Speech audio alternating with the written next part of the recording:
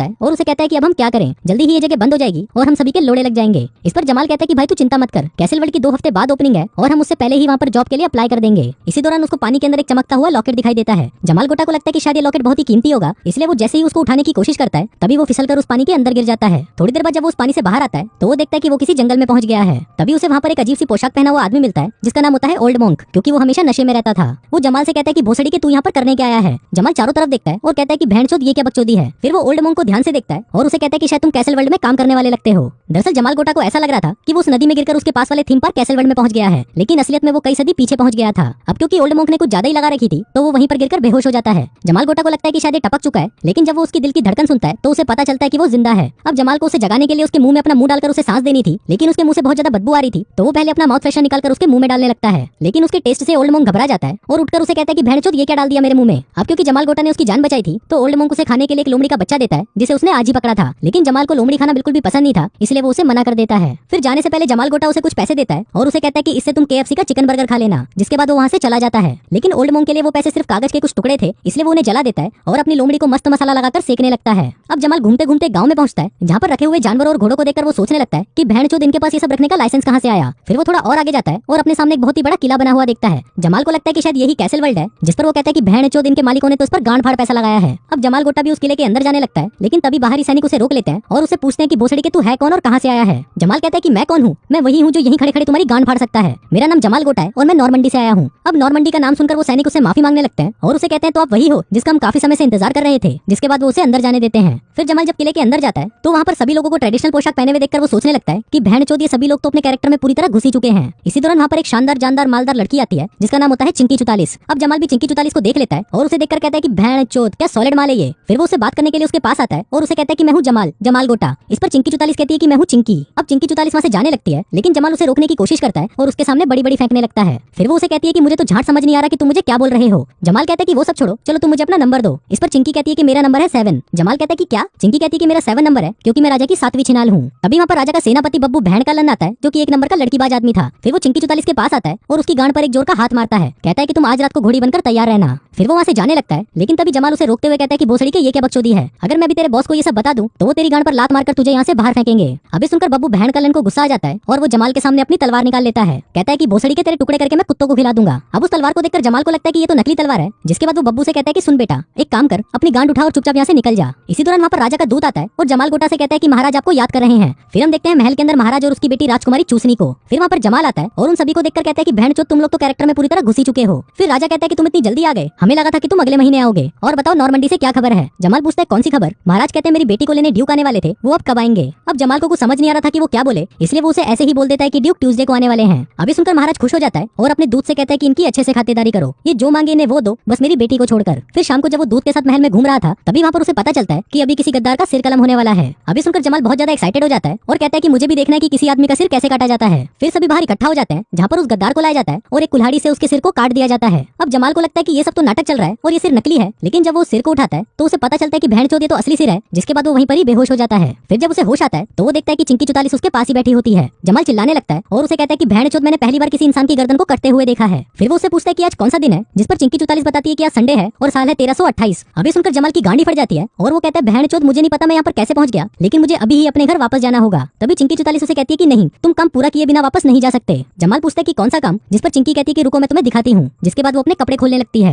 अब जमाल को लगता है कि शायद वो उससे अपनी पिंकी पिटवाना चाहती है, इसलिए वो भी उसके सामने अपनी पैंट उतारने लगता है। अभी देखकर चिंकी बोलती है कि भोसड़ी के तू ये क्या कर रहा है, जिसके बाद वो उसे वही लॉकेट दिखाती है जो कि जमाल के पास भी था। कहती है कि तुम्हें उस क्रूर राजा को मारने में हमारी हेल्प करनी होगी ताकि हम इस राज्य की असली रानी को सिंहासन पर बिठा सकें। इसी दौरान वहाँ पर राजा का दूत आता है और उसे कहता है कि महाराज ने आपका घोड़ा तैयार कर दिया है। जमाल पूछता है कि कौन सा घोड़ा, जिस पर दूत कहता है कि आप ही ने तो कहा था कि आपको घोड़े की सवारी करनी है। जिसके बाद वो उसे एक पागल घोड़े के पास लेके जाते हैं और उसे कहते हैं कि चलो अब तुम हमें इस घोड़े की सवारी करके दिखाओ। अब जमाल को घोड़ा चलाना आता तो नहीं था, लेकिन फिर भी वो इसके लिए हाँ कर देता है। फिर वो जैसे ही उस घोड़े पर बैठता है तभी वो घोड़ा उसे घसीटते हुए अपने साथ ले जाता है, जिसको देखकर वहाँ खड़े सभी लोग उस पर हंसने लगते हैं। फिर रात को महल में जश्न मनाया जाता है जहाँ पर सभी लोग नाच गा रहे होते हैं। वहीं जमाल भी होता है जो राजा के साथ बैठकर दारू पी रहा था। तभी राजा जमाल से कहता है कि मैं तुम्हारे कल्चर को और जानना चाहता हूँ, इसलिए तुम मुझे वो डांस करके दिखाओ जो सभी लोग नॉर्मंडी में करते हैं। अब जमाल उनको अपना मॉडर्न डांस दिखाने लगता है, जिसको देखकर पहले तो उन लोगों को काफी अजीब लगता है, लेकिन बाद में वो सभी भी उसके साथ नाचने लग जाते हैं। अब डांस के दौरान वहाँ पर राजकुमारी चूसनी जमाल को दबोच लेती है और उसके साथ चुम्मा चाटी करना शुरू कर देती है। अब उनकी हरकत बब्बू भैंड कलन भी देख रहा होता है, जिसके बाद वो जमाल के पास आता है और उसे कहता है कि भोसड़ी के तू ये क्या कर रहा था। जमाल कहता है कि मैंने तो कुछ किया ही नहीं, ये राजकुमारी तो खुद ही मुझे पकड़कर चूसने लग गई। अब बब्बू भैंड कलन अपनी तलवार निकाल लेता है, जिसको देखकर जमाल की गांड फट जाती है और वो वहाँ से भाग जाता है। उधर राजा जब डांस कर रहा था तभी वहाँ पर दो आदमी आते हैं जो कि वहाँ पर राजा को मारने आए थे। अब इससे पहले कि वो राजा को मार पाते तभी जमाल बब्बू भैंड कलन से बचने के लिए ऊपर से जंप लगाता है और सीधा आकर राजा के ऊपर गिरता है, जिस वजह से वो लोग राजा को मार नहीं पाते और पकड़े जाते हैं। अब क्योंकि जमाल ने राजा की जान बचाई थी, इसलिए राजा जमाल को अपनी सेना का सेनापति बना देते हैं। इस पर जमाल कहता है कि नहीं महाराज, मैं ये सब नहीं कर सकता। राजा कहते हैं कि हम तुम्हें इसके बदले बहुत सारे पैसे और जमीन देंगे। जमाल कहता है लेकिन महाराज मुझे तो वापस जाना है। राजा कहता है कि मैं तुम्हें रात को सोने के लिए लड़कियां भी दूंगा जितनी तुम चाहो। अभी सुनकर जमाल का लोहा गर्म हो जाता है और वो उन्हें हाँ कर देता है। फिर रात को जब जमाल सोने जा रहा होता है तभी उसके कमरे में एक सैनिक आता है और जमाल से कहता है कि महाराज ने आपके लिए एक तोहफा भेजा है। जमाल पूछता है कि कौन सा तोहफा। तभी वहाँ पर चिंकी चुतालिस आती है जो कि पूरी नंगी थी और महाराज ने उसे यहाँ पर जमाल के लिए घोड़ी बनने भेजा था। अब चिंकी चुतालिस जमाल को अपने बब्बे दिखाती है और कहती है कि तुम्हें जो करना है जल्दी करो और मुझे जाने दो। जमाल कहता है कि मैं तुम्हारे साथ कुछ नहीं करूंगा, बस तुम मेरे साथ चिल्लाने की आवाजें निकालो ताकि सैनिकों को लगे कि तुम्हारी टाइट हुड से मुझे चरम सुख का आनंद मिल रहा है। फिर वो दोनों आ ऊ की आवाजें निकालने लगते हैं, जिसको बाहर खड़े सैनिक भी सुनकर मजे ले रहे होते हैं। फिर चिंकी चुतालिस कहती है कि तुम राजा को मारने में हमारी मदद क्यों नहीं कर रहे, जिस पर जमाल कहता है कि मैं वो आदमी नहीं हूँ जिसे तुम ढूंढ रहे हो। अभी सुनकर चिंकी को गुस्सा आ जाता है और वो वहाँ से चली जाती है। फिर उसके जाते ही जमाल भी सोने चला जाता है, लेकिन उसके सोने के कुछ देर बाद वहाँ पर राजकुमारी चूसनी आ जाती है और जमाल को अकेला पाकर उसके साथ घचाघच करना शुरू कर देती है। फिर अगली सुबह जब राजा जमाल के कमरे में आता है तो वो देखता है कि वहाँ पर जमाल के साथ उसकी बेटी नंगी पड़ी हुई है। अब ये देखकर राजा समझ जाता है कि जमाल ने कल रात उसकी बेटी को दबाकर रगड़ा होगा, जिससे गुस्सा होकर राजा जमाल का सिर कलम करने की सजा सुनाता है। फिर अगले दिन जमाल को उसका सिर काटने के लिए बाहर लाया जाता है, लेकिन इससे पहले कि वो उसका सिर काटते जमाल राजा से पूछता है कि क्या मैं कुछ कह सकता हूँ, जिस पर राजा उसे हाँ कर देता है। फिर जमाल सभी को कहता है कि बहन चोदो मैं तुम सभी को जलाकर मार दूंगा क्योंकि मेरे हाथ में से आग निकलती है। जिसके बाद वो उन्हें एक लाइटर को जलाकर दिखाने लगता है, लेकिन इस पर वहाँ खड़े सैनिक कहते हैं कि भोसड़ी के ये आग तो हमारे पास भी है। जिसके बाद वो उसे मारने के लिए नीचे लिटा देते हैं, लेकिन तभी कहीं से उनके ऊपर हमला होता है और हम देखते हैं कि बाहर ओल्ड मॉन्क था जो उनके ऊपर अटैक कर रहा था। तभी वहाँ पर चिंकी चुतालिस भी आ जाती है और उसे अपने साथ बाहर ले जाती है। वहीं बब्बू भैंड कलन उस पर हमला करने की कोशिश करता है, लेकिन जमाल गोटा किसी तरह से बचकर वहाँ से भाग जाता है। फिर वो सभी वहाँ से भागकर एक जंगल में आ जाते हैं जहाँ पर उसके जैसे और भी लोग थे।